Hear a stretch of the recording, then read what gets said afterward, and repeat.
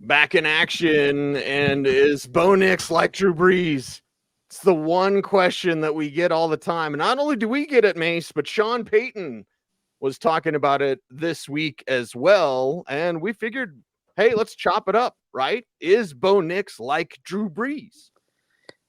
You're hoping he is, but they're not the exact same. I mean, now there are the statistical comparisons we talked about pre-draft in terms of their resumes being similar when they entered the draft process. Certainly they came from similar offenses, but the personalities may not be the same. That's okay, but you can't really expect them to have everything in common. Right. And how would you describe Drew Brees' personality? Because we're going to play this Sean Payton clip where he answers the question basically. But Brees, like Bo Nix is very businesslike. It's something you and I have talked to him about at press conferences and Senior Bowls and everything like that. So Nix is very businesslike and just, all about ball. So is Drew Brees. I think Brees might have a little more fire. Like if you dog cuss Drew Brees, he might dog cuss you back, which I think Sean Payton might like, by the way. If you dog cuss Bo Nix, I think he'd take a chewing. Again, I'm not promoting verbal abuse, but Bo Nix will take a chewing, but he's probably not going to bark back at you. I think Brees would have a little more bite. I think so. There's also something that you look at with Drew Brees, and he once called himself, quote, extremely positive. I am annoyingly optimistic and confident. I've been told many times by teammates, unquote. Which makes me think, okay, who could sometimes be annoyingly optimistic was Russell Wilson. Yes. Mm-hmm. But he wasn't realistic. That's the thing. And I think also there was a more genuine aspect to Drew Brees on this with Russell Wilson. I think the other thing with Russell Wilson is always like stay neutral. So it was always like be on the same level no matter what. And hey, it's gotten him a lot of success, but it's one of those things where when you heard someone talking in those veins, and it was not the best thing, and you wonder if that was one of the things that teammates gradually came to dislike. Also, with the whole thing of like being able to kind of to take a chewing and throw it back, is that something that also comes with time that maybe as a rookie quarterback coming in and being like, wow, holy cow, I'm working in the NFL, I'm working with Sean Payton. Is this the sort of thing where maybe you're not going to have that as a rookie? Maybe you're going to have to grow into that just as you'd have to grow into a leadership role. Not something that you instantly walk in the building and assume. Yeah. And I think that is part of it too. I don't think Sean wants that yet. You know what I mean? Like if Bo Nix was dog cussing back at Sean Payton, that'd be, all right, kid, get some skins on the wall, to steal a line from John Fox. But I think there will be a line where he does. And I think Sean, again, will love that because it's like, I got him to that point where he, cussed me back, but it's all love, right? It's all for the same purpose, winning games. Yeah. I mean, is it all love or is it some of it built up resentment that kind of pops out after a period of frustration, right? I mean, part of some of it is, wanting better, but sometimes it can be just, it builds up and builds up. And then like a volcano, it erupts. But in a family, it's all love. And again, not promoting that everyone should be dog cussing everybody, but it's like, if you have the same goal in mind, it's like, I'm pissed off, you're pissed off, but we have the same goal in mind. So we can exchange words, but still have, I'll use another word, respect. There's still a respect level. Like for example, when I grew up and my dad would dog cuss me out, I would always listen to the message. All right. Like, don't listen to the yelling. What's he trying to tell me? Why is he trying to tell me this? So listen to the message. I think Nix would do that. You might have the same goal in mind, but do you have the same idea on how to accomplish that goal? Right. And that's where things can get shaky. It's probably where things got askew for Sean Payton and Russell Wilson last year. I mean, both wanted to win the Super Bowl, right? Both have the big goal in mind, but they had two completely different paths of getting there. And Russell Wilson's path, at least in terms of on-field work, very slowly drove Sean Payton mad. I saw this stat from Sharp Football, from Warren Sharp this morning.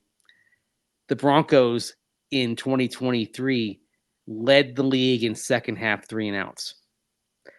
43% of their drives in the second half went 3-and-out.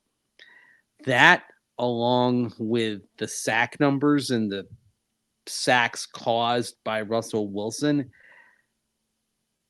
collectively, it's part of the picture of explaining why Russell Wilson is no longer a Denver Bronco. Right. So how even does that beyond the change? Personality stuff, it's, there's some empirical data here. Right. So how does that change? I'm not going to get you to say 9, Mace.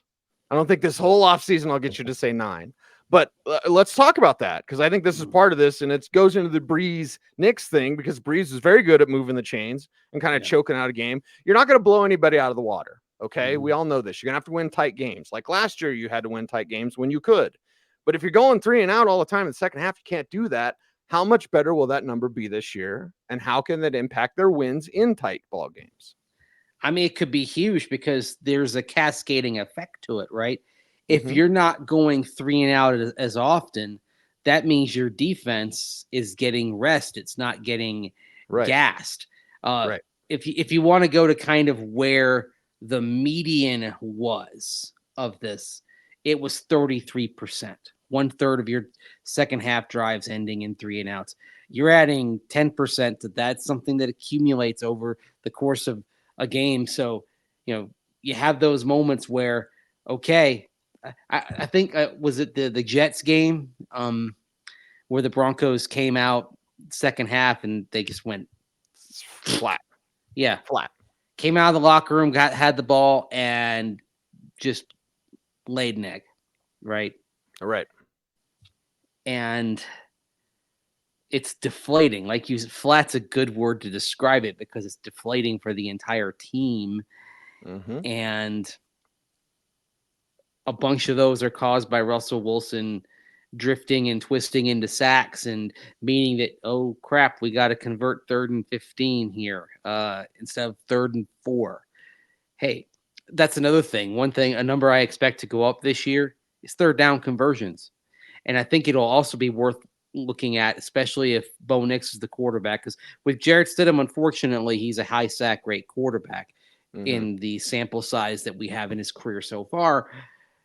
Bo Nix, I think, is going to be a low sack rate quarterback. And how does that affect your 3rd down production? Because the number that I would want to see at the start is your average distance need to convert 3rd down and how that ends up comparing.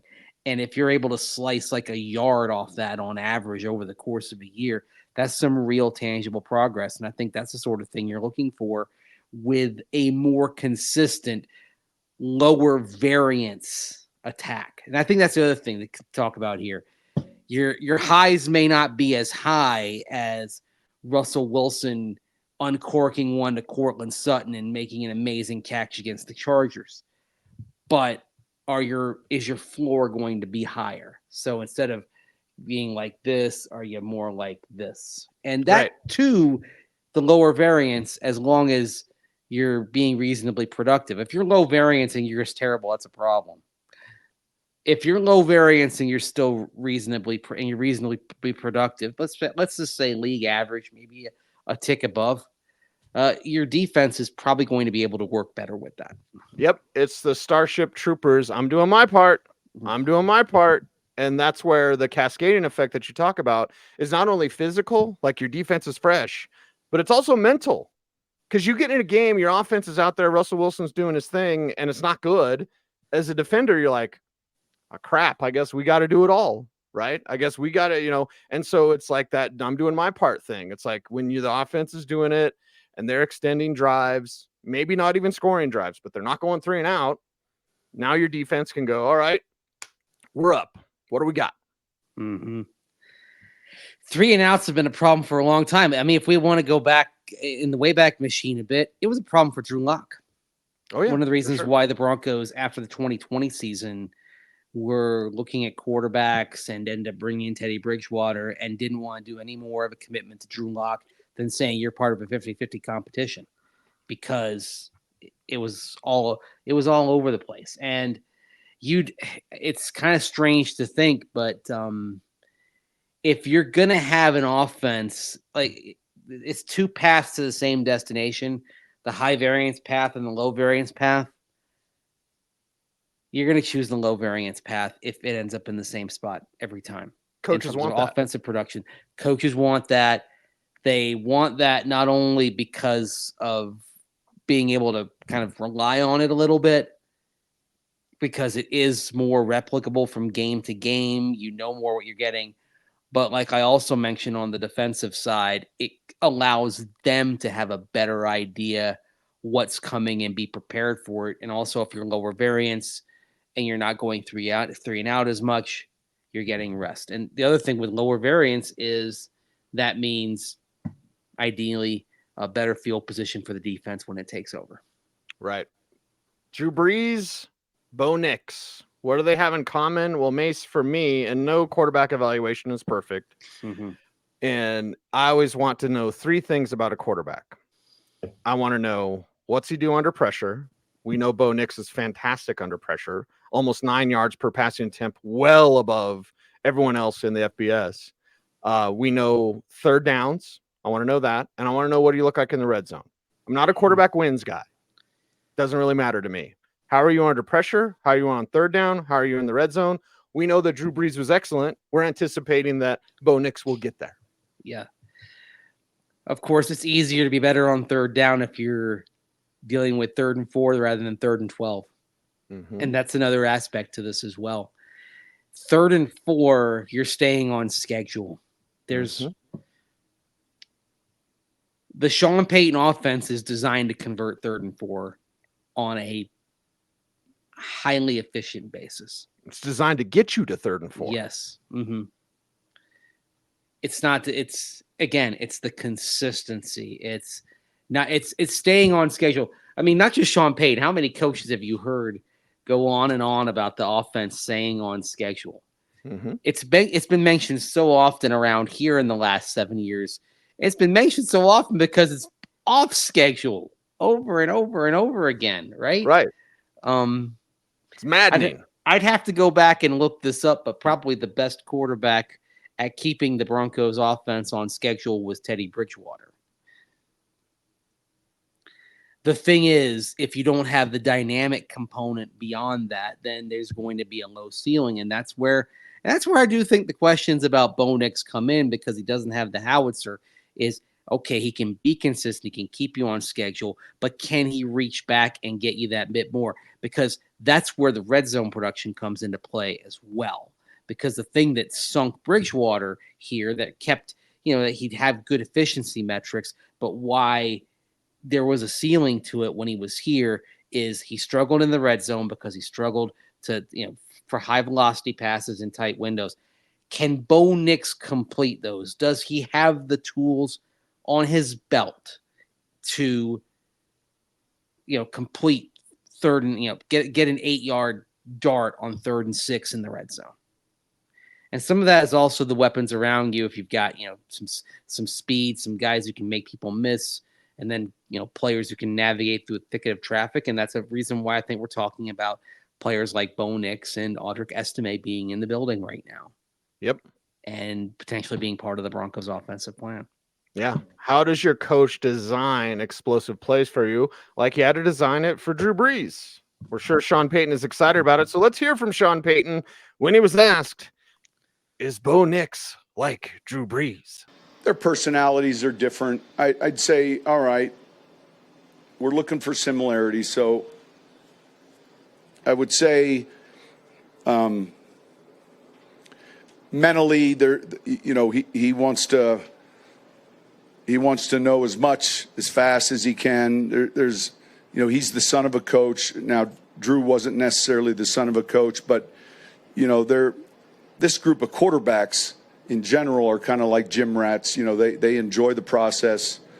It's been a good room. I mean, it's when you talk to Davis or Joe or myself, it's these guys are doing well. They're pushing each other. Today we were on this odd day where every day you came, Bo was running with the ones. Today I think it was Zach's turn.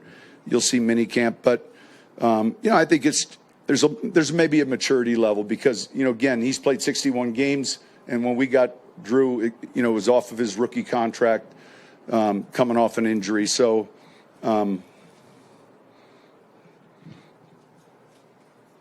Yeah, I mean, he locates the ball well. He's accurate, and I think Drew was. I like that. And I like the talk about the curious mind because I've always said the smartest people are curious. You have to know, like Bo Nix played a lot of football, like Coach said there. But you know what he is? He's curious. What can I learn more? He wants to learn more. Bingo. Exactly. He's not going to sit back and say, okay, fine. This is all there is. It's okay. What's the layer behind this? Why are we doing this? Right? Why does this concept work? And when you do that, you open up the conversation to deeper concepts, right? You've got, it's actually, I mean, it's really good to see, even though, he says the personalities are different, but I don't know that's going to be something that's always the same. Maybe Bo Nix drops a few more, religious references into his conversation, and it may well be a deeper part of who he is. But that doesn't mean that he doesn't have the fire and the ability, I think, at some point to bark back to Sean Payton in time. That'll actually be something to watch, because if Bo Nix is the starter all season, and you and I say all roads lead to Bo Nix starting week 1, make no mistake, that's the first choice for the Broncos. Yes. Absolutely is. Preferred choice. Yes. If it's Jarrett Stidham, it means one of two things. It means either they thought, okay, we need Bo to sit and watch a little bit more before being ready, because part of being ready is knowing that there are going to be bad days. How do you handle them without cratering? The other part of it could be that Jarrett Stidham simply played so well that, for the sake of the entire team and saying this is a meritocracy, you start the guy who played better. Okay. Yes. That's a thing too. And the team will know. Yeah. Ultimately, all roads do lead to to Bo Nix, but yeah, there's a slip. Yeah. You're kind of hoping all roads lead to Drew Brees, because you're hoping Bo Nix becomes some approximation of Drew Brees, because if Nix is 80% of Drew Brees, you've got a really good quarterback who will get a second contract around here, and you will have success with him. Maybe not the ultimate success, but remember, Drew Brees, for all that he did, only had the one Super Bowl. Right. Which a reminder that there are other things involved beyond the quarterback. I mean, Bo Nix might have, Drew Brees, Bo Nix, Drew Brees, Bo Nix. Brees might have another Super Bowl if you have a proper pass interference call. Oh, yeah. Brees might have another Super Bowl if not for the Minneapolis Miracle. Yes. And these are things beyond his control. Right. But in both cases, you said close games. You're playing close games. And this is the one thing about the low variance. It's, you're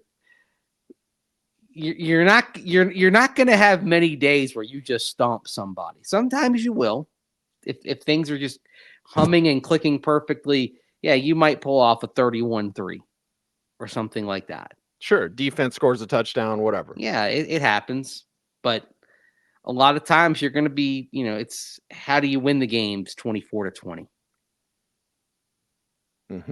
Yeah, it's especially with a team like this one that is still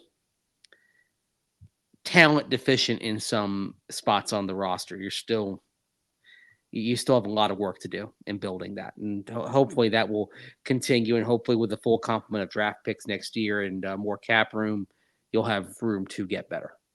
A lot of parsing to do, but I want to wrap today's show by talking about what Sean Payton said in the final comment there. Yeah. And the final thing he said is he's accurate and places the ball well. Yeah. Because again, accuracy can be manufactured. A bunch of screen passes, that's manufactured accuracy. Oh, 77%. But it's pass placement. And you and I have seen, we'll go back to a play that wasn't even complete, the Michael Bandy play. Yeah. Where Nix puts it where the defense just can't get it. Yes. Tight window, good coverage. Bandy's got to make a play. Now, he didn't, but Nix put it in the spot. So it's pass placement. It's not just we think of in stride and now he can run after the catch. No, sometimes it's like, this is the only spot. We need to move the chains. It's 3rd and 4, 3rd and 7. And the defense is tight. I got to put it where only you can get it. Because you don't want a turnover. And this is part of the low variance thing. Right. You want that ball. And maybe that's sort of the starting point of a play with a tight window, is you want the ball where the defender has the least chance of coming up with it. It starts there. Where do you maximize the chance for your receiving target and minimize the chance for the defender to make a play when you have that tight window? Because the windows are usually tight in the NFL.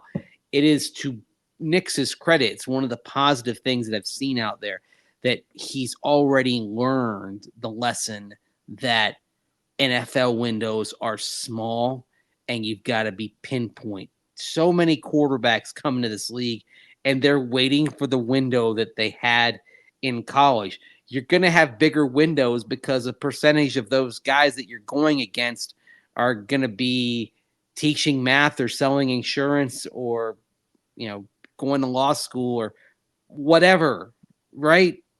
Not long after college football.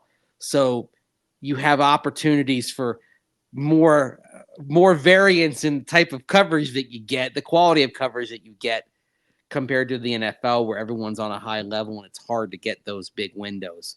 So seeing Nix make a throw like that, put it in a point where Bandy had a chance to get it, and I think that he should have gotten it. He had the lunge for it. It was in his hands. It hit him in the hands. So something like that is a positive on Bo Nix's ledger as well. And then, of course, there is the hitting the receiver out front in stride to where he doesn't have to lose a step, keeps his momentum, keeps progressing, and that's how you turn a short pass into a big play. And that's where, when it's working, you're getting your explosives rather than the straight-up vertical shots downfield. Yep. It's working here on YouTube, and Mace, it's our job to bring you the best Broncos coverage. And I take a lot of pride in the work that you and I do for this show because I enjoy sharing what we can to our audience in a way that others can't. There's plenty of choices on YouTube. We want you to choose orange and blue today, every single day. And help us out on YouTube, Mace. How can they do that? Like, comment, share, subscribe, hit that notification bell, so that you never miss a vid. That's right. He's Andrew Mason. Follow him on all the socials at Mace Denver. I'm at Cecil Lammey saying OBT's BFD. Thanks for watching. Stay tuned and stay frosty.